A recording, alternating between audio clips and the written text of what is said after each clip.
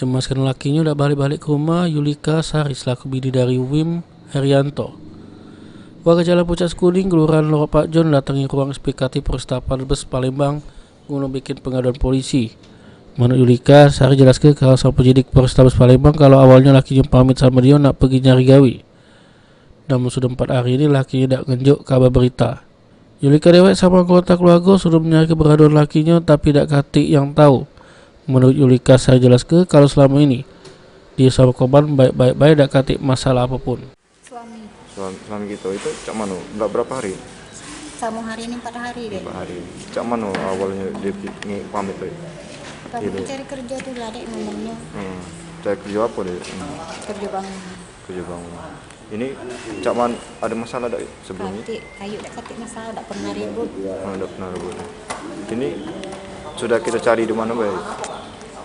Iya, sudah kami kelilingi pokoknya tidak katik. Makanya kami kesini nih lah bingung. Mana lagi nyari rimba manusia hidup ini. Atas kejadian tersebut, korban sudah meninggal kedua anak yang masih kecil-kecil. Bagi warga yang menyelidiki keberadaan korban, Pacak ngubungi nomor tersebut 0813 6752 9440. Abdi Riwanto, PAL TV.